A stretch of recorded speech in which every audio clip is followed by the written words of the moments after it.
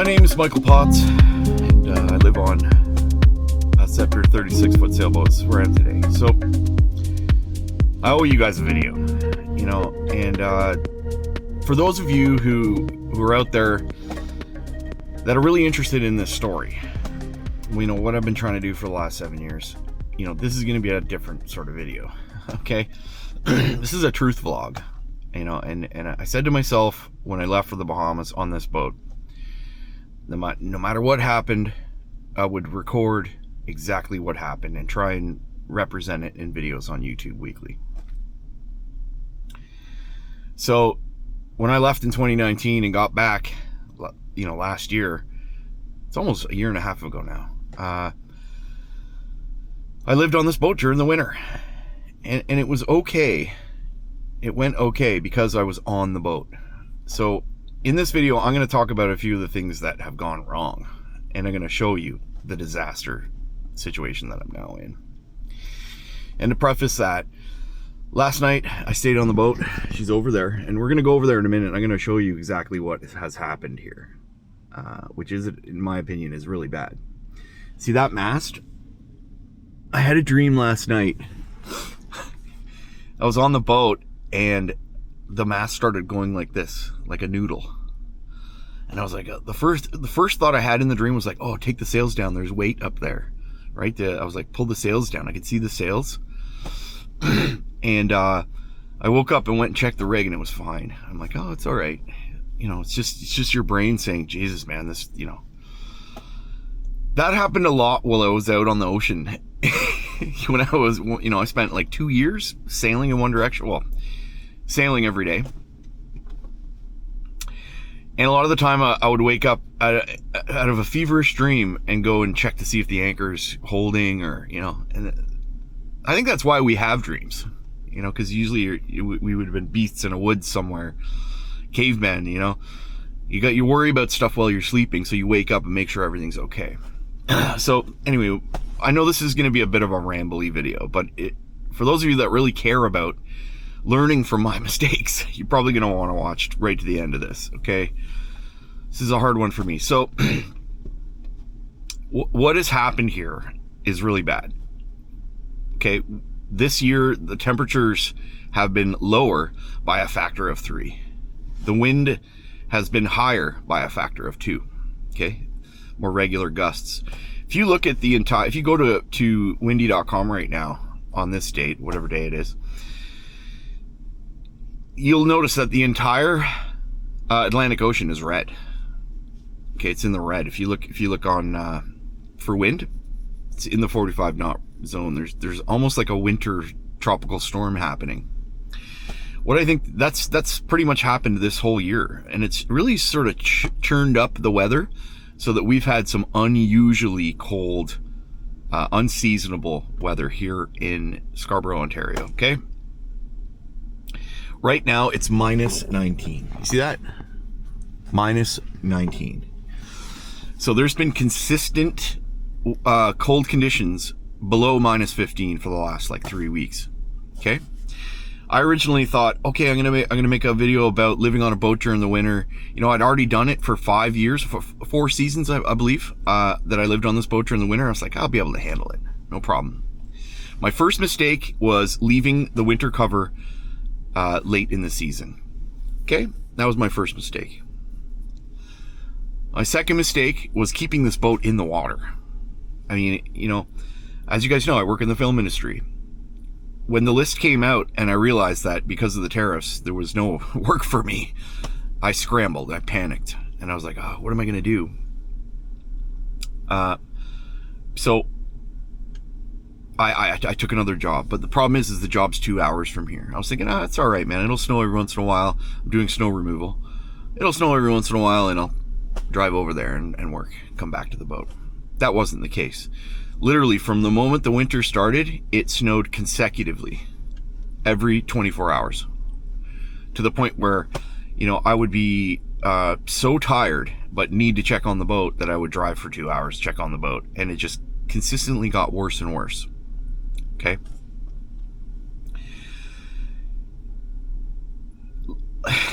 It's bad. It's fucking bad, man. So I came here, the last time I came here, the ice had formed on one side of the boat, solid. So when I stepped on the boat, it was solid. It was frozen in place. The bubbler still had a large patch of ice that wasn't frozen. Okay, so I started chipping away at the ice. Okay, and I chipped away at the ice. Actually, just fuck it. Let's just go look at it. I'll explain to you what happened. All right. This car has been a disaster too. The suspension shot on this car. I've probably, it's just one thing after the other, you know. Anyway, let's go look. Let's go take a look. Oh man. So I just got the diesel heater working again because the batteries, the lithium ion batteries that I had in there with a heater next to them, froze up, even with a heater next to them. So look at this. I came here last week and I moved that dinghy onto the ice and I chipped away at this section of ice, thinking that as long as half the boat is free, then it can move. And that was the case until we went into this minus 27 degree temperatures every day, right? Look at it, it's overwhelmed. Overwhelmed. The good news is the boat is free. You see, when I step on it, I can feel the boat move. It's not stuck in position anymore, which is great. Now, what about this situation? I had this covered. It was covered to the solar panel there. The back was open. I didn't want to, you know, I had this diesel heater. I wanted it to get fresh air through here. The key is to remove moisture. During one of the storms, the Gulf Stream goes from that direction. During one of the storms, it turned north and blew this cover off and into that fence over there where I had to rescue the heat shrink that was over there. It just went off and into there. Now this little bubble formed here where the snow's kind of sunk into here, and that kind of works to my advantage because it blocks the snow getting into here. Okay? It's a disaster, guys. It's a bloody disaster. Okay, when I got here last night, the entire solar system was powered down. And I was like, I spent until 2 in the morning down in the engine room area there trying to figure that out. The solar panels are working now. I put a brand new battery in there at the beginning of the season. That's the only thing keeping this going. I had bought a lithium ion battery in Fort Lauderdale. And it had worked great up until now. And it said in the instructions, don't let it freeze. It's got a BMS.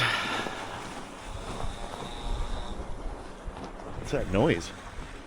Strange noise. Anyway, so I bought that lithium ion battery system and it failed. So, all right, let me get to the point here, guys. What would I do differently in this situation? And so there's some value to this video. And once I've pointed out these points, I'm going to get into what's next. All right, so stick around. Hear me out. 1, never, ever live on a boat in the winter unless you really have to.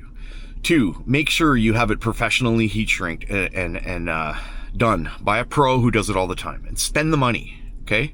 3, make sure you have an extra bubbler just in case the temperatures do go into the really cold and the bubbler gets overwhelmed and your boat gets frozen in. Okay.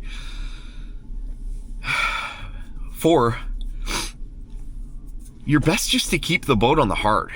Have it heat shrinked, winterize the water tanks and engine, and just leave it and go rent a place or something. Don't do what I've done unless you really need to. Now, had I have been here, it would have been too cold for me to sleep, so I would have solved the problems. You know, I've thought about tapping into one of the other electricity things here, but that would be against the rules here at the marina. I'm already using 8 amps with the bubbler, and then 8 amps with the heater, and it seems to be fine. That's 15 amps. It's a 15 amp service. I should have went 50 amp or 30 amp. So I may do that, to be honest, to save this situation. The good news is the hull isn't frozen in place.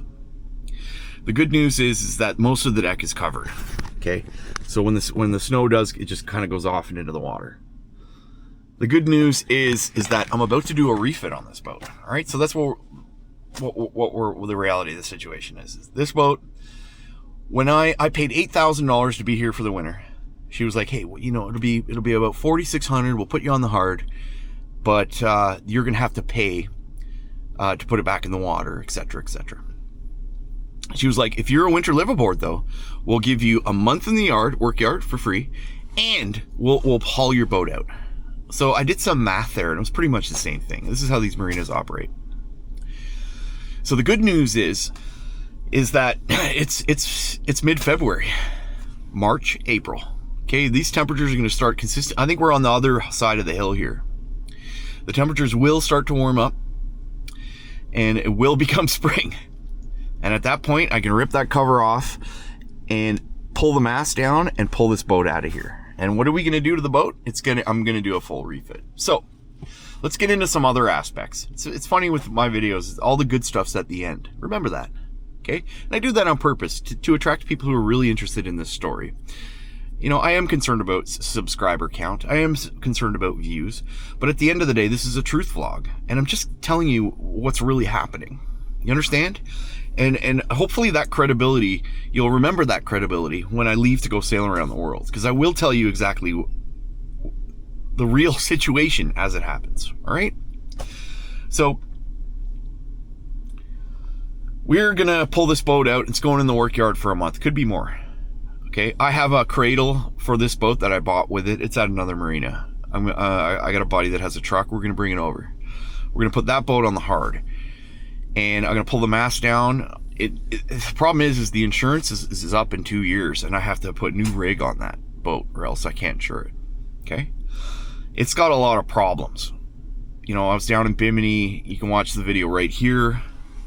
My worst sailing mistake yet, where I do need to do a more thorough destructive testing of the hull in order to see what's really going on there. Okay?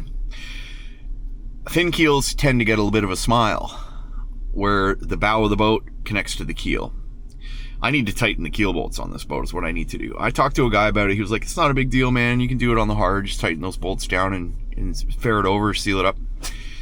There's a lot of fiberglass work that needs to be done on the deck and with the chain plates. And with a new rig, I mean, this boat could be really great. So the reality is I've been thinking, hey, maybe I can get into a new boat. So I've been looking at some other boats, and I went and looked at an Endeavor 35 that was turned into an Endeavor 38. Okay. I went and looked at a Whitby 42 that was off in St. Catharines. And there's another Whitby 42, and you can find that information on Patreon. At the time, I was convinced I was going to buy one of these boats, so I didn't put it on YouTube because I was worried someone was going to say, oh, it's an amazing deal, boom, and then get in there. And now that I've decided to fix the boat that I have, invest in Evie, go nuts. I don't care. You can go on Patreon and you can see those boats. One's coming up for auction here, and it's a nice boat. Someone should buy that boat. For me, I don't want to work on a boat for the next 5 years. I want to buy a boat that's already... There's a lot of great boats out there. I've come to the conclusion. There's a million great boats out there that are for sale, that are ready to go. Okay? People are giving them away. So buying an old boat, fixing it up, especially with the price it costs to fix for fiberglass and for parts and stuff, prices have just gone through the roof. Okay? Back in the 70s and 80s, when boats were for rich people, things were expensive back then. And yachting was more for people that were very wealthy. The situation is kind of reversed because of platforms like YouTube. People can now tell their story and afford to do shit like this. Okay, and that's a lie. Even that, the truth is YouTube is not. It's not something. I don't recommend starting a sailing channel. I've been doing it for 7 years. I only have 10,000 subscribers. I've invested my entire life into this channel. And where's it got me? I just really enjoy making the videos, and that's what it comes down to. So, and I hope someone's listening out there and says, you know what, maybe Michael is right about this, right? The days that I had out on the ocean heading down to the Bahamas are irreplaceable. 100% the best thing I've ever done in my entire life. It saved my life. And that to me is priceless. So, I mean, what next? We got to take this boat out of the water and put it on the hard and fix it. Okay? Because I've taken this other job and because I did so well during the summer working in film, I have the resources to do that. So we're in a good position. I mean, we're going to put this boat on the hard. We're going to do some work to her. And what I'll end up with is a boat that is solid. I know the problems with this boat. I know we can fix this boat. That's the good news. I am going to have a professional come down and look at it to confirm that it's even worth saving. But she's a good boat. I tend to freak out about stuff, and that's what makes me a good sailor. I think I think that, because I'm really worried about stuff all the time, and therefore I don't take risks that I really shouldn't be taking. And when I do screw up and do stupid things out there, I learn my lessons and never did it again. And that's a motto that I'll always live by, especially going around the world. So let's. I know this is a longer video. We're at 16 minutes now. Just hear me out a little bit longer, okay? Just do me a favor. Hit the like button, subscribe, make a comment down below. Tell me your situation. I'm bearing my soul here, guys. I'm telling you the fucking truth.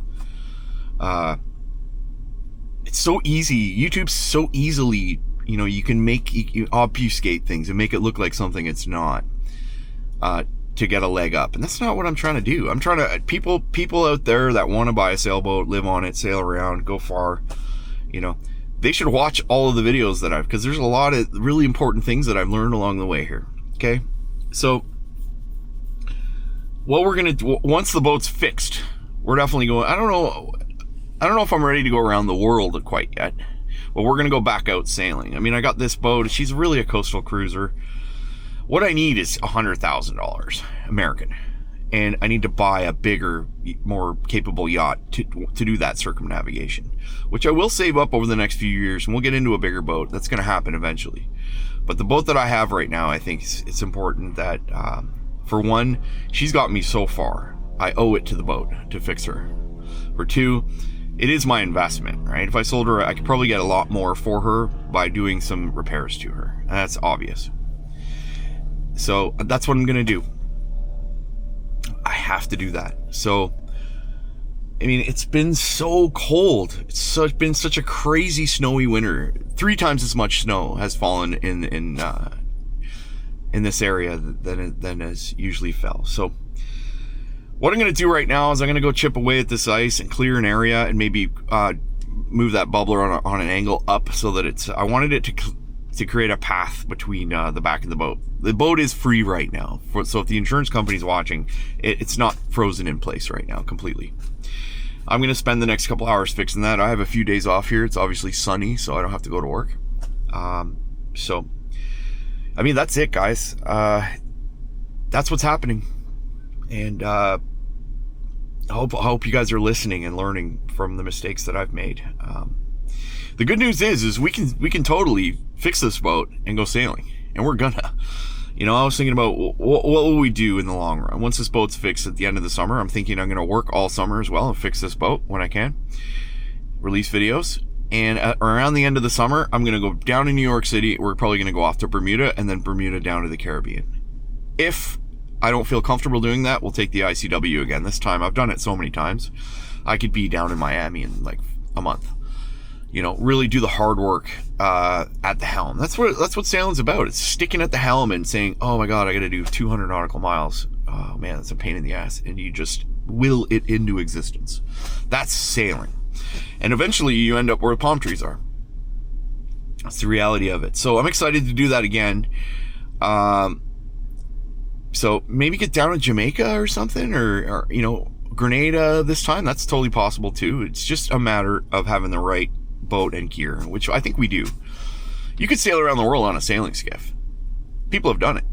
Well, I've attempted it. And so this boat's fine. We're going to get far with this boat. We just need to do the hard work, which the whole next series of videos are going to be done. That's why I've been sort of embarrassed about this situation, and that's why I haven't uploaded a video. So anyway, enough from me rambling. I appreciate everyone sticking to the end of the video. Those who really care about what I'm trying to do here and see, what this channel is really all about. Do me a favor, hit the like button at least. Try and make a comment. There's a couple guys that always say, let's go sailing. And that's all I'm thinking as I'm working. You know, I've had a lot of time to think while I was working because I operate a machine. I don't have to think about anything. It's a part of my body. And every time I'm out there, I'm just thinking, what am I going to do? What am I going to do? How are we going to figure out a way to make this happen? So on that note, that's it for this video. Maybe someone can give me some advice. I'm not sure I'm going to get murdered in the comments here. And that's just the nature of YouTubing. So go ahead, make your comments. That's it for this video. Captain Michael signing out. We'll see you in the next video.